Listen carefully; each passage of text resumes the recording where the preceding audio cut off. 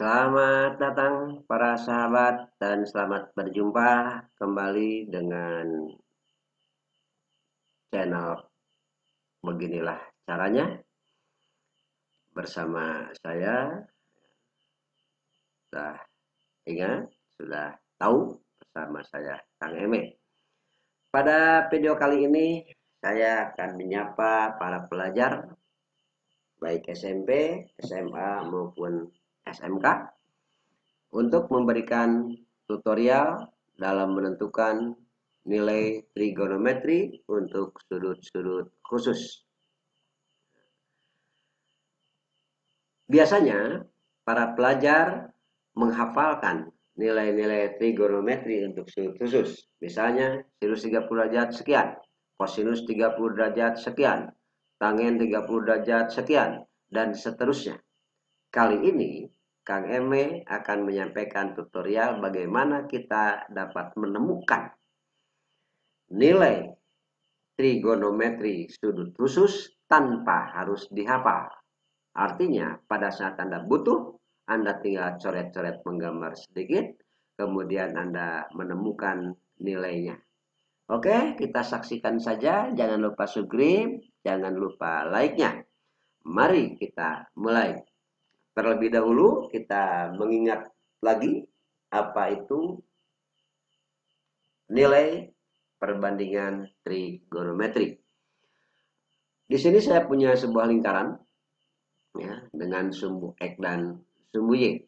Apabila dari pusat kita membuat garis yang berpotongan dengan lingkaran seperti ini, ya, maka garis tersebut akan membentuk sudut dengan sumbu X. Misalnya kita katakan sudut alfa.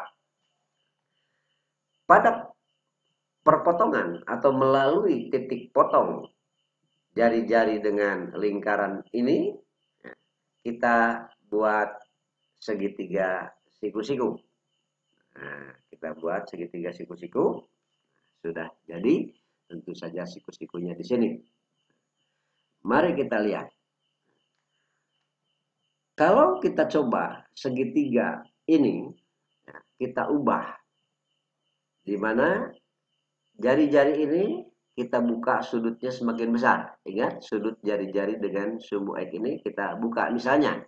Nah, kita buka, jelas semakin besar. Dari sini kita buat segitiga. Nah, nampak kita buat lagi, buka lagi. Ya. Kita buka lagi, buat lagi segitiganya. Nah, mari kita lihat. Di sini nampak dengan jelas ketika sudutnya dibuka, maka segitiga, sisi-sisi segitiga ini berubah. Kita perhatikan dari sini ke sini menjadi panjang, sedangkan dari sini ke sini menjadi pendek. Ketika kita buka lagi lebih besar, yang ini semakin panjang, yang ini semakin pendek. Taruhlah sekarang kita perjanjian, kita sebut saja ini adalah sisi tegak, ini adalah sisi alas. Ingat, nama ini hanya perjanjian kita kali ini. Dan ini adalah sisi miring atau hipotenusa. Sekali lagi saya hanya mengatakan di sini sisi tegak, di sini sisi alas, dan ini garis miring, hanyalah untuk memudahkan.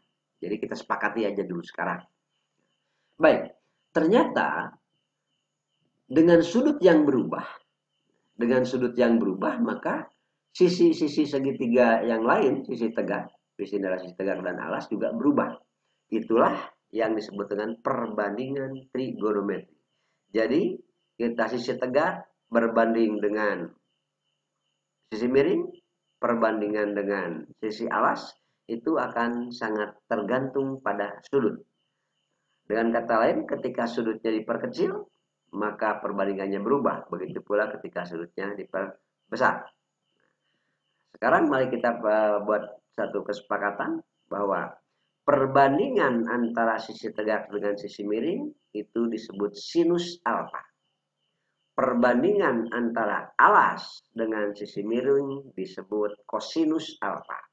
Sedangkan perbandingan antara sisi tegak atau sisi yang ada di hadapan sudut alfa berbanding dengan sisi alas yang ada di samping sudut alfa, kita sebut adalah tangen alfa. Sekali lagi, ini dibagi ini adalah sinus alfa, ini dibagi ini kosinus alfa, ini dibagi ini adalah tangen alfa.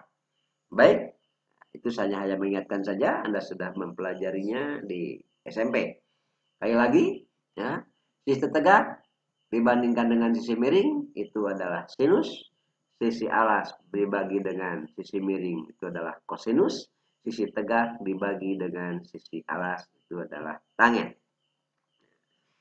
Baik, sekarang kita misalkan akan mencari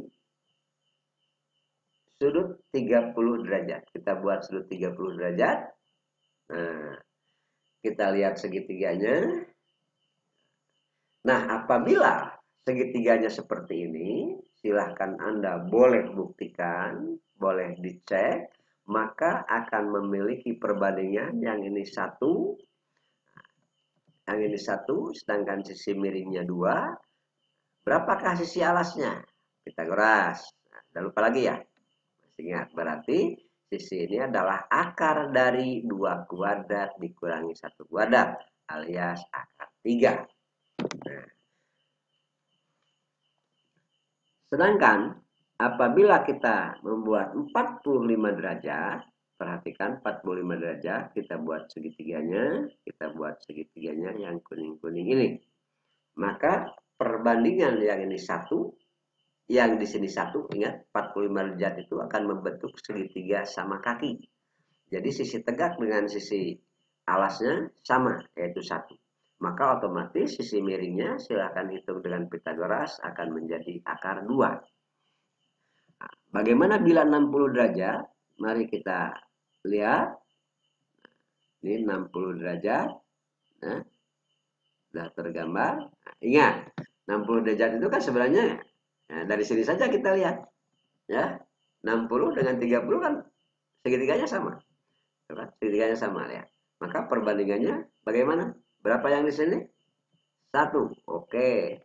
Berarti yang ininya berapa? Betul. 2. Berarti yang ininya berapa?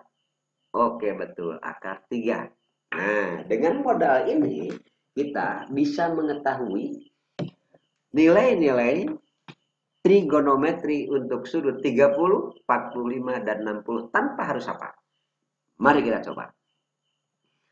Berapakah sinus 30 derajat?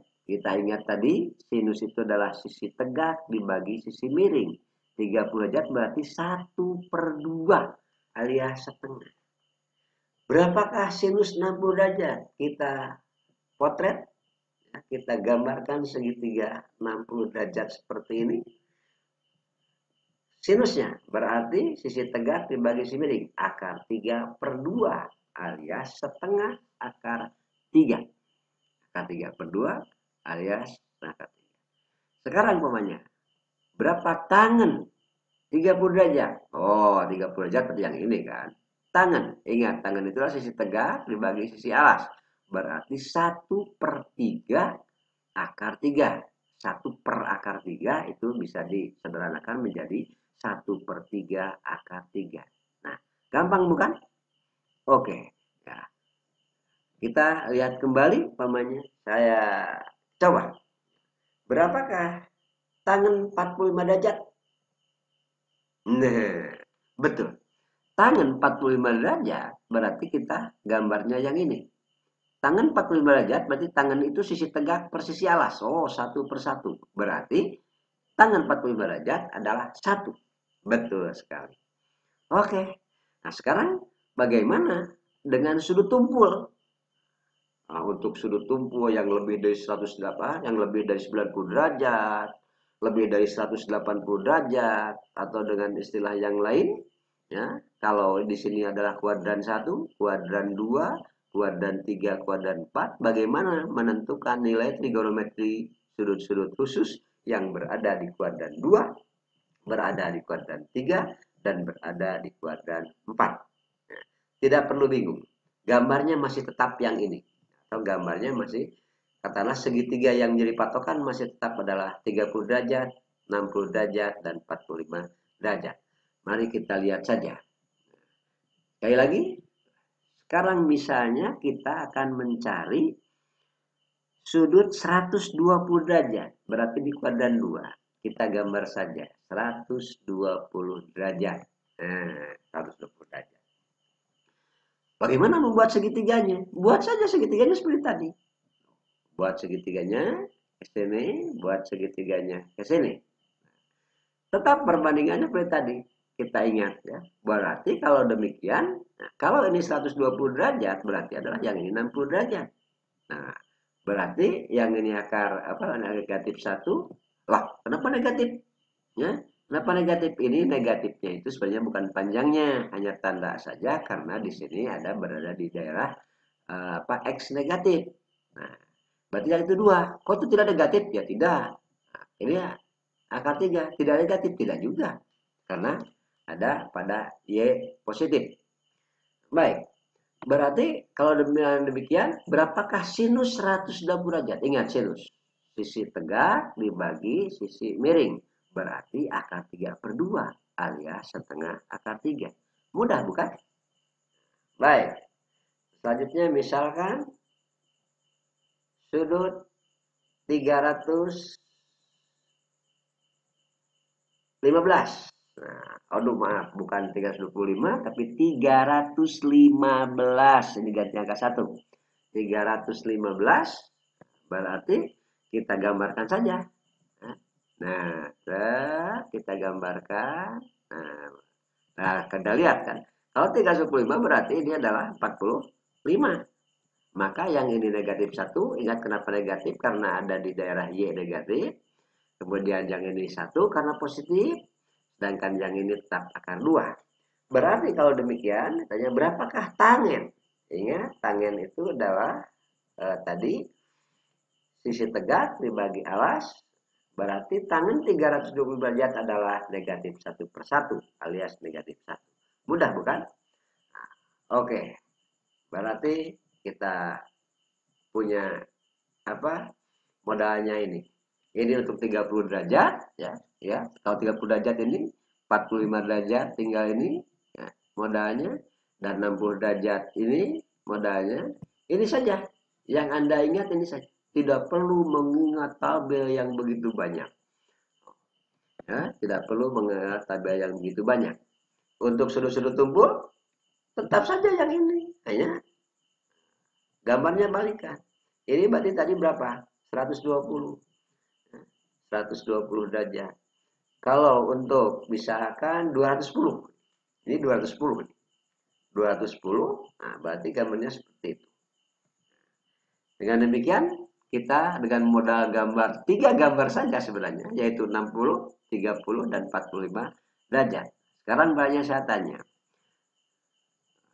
Berapakah sinus 210? Nah, 210 berarti yang ini. Sinus 210. Sinus itu sisi tegak dibagi sisi miring. Berarti negatif 1 dibagi 2. Oh, berarti kalau begitu sinus 210 derajat adalah negatif setengah. Nah, negatif setengah. Sekarang misalkan saya ingin menanyakan kepada Anda, berapakah sinus 330 derajat? 330 derajat berarti yang ini tinggal diputar saja. 330 berarti kan yang 30. Nah, maka tinggal melihat saja, tinggal Anda gambarkan, hanya hati-hati mana di daerah negatif, mana di daerah positif.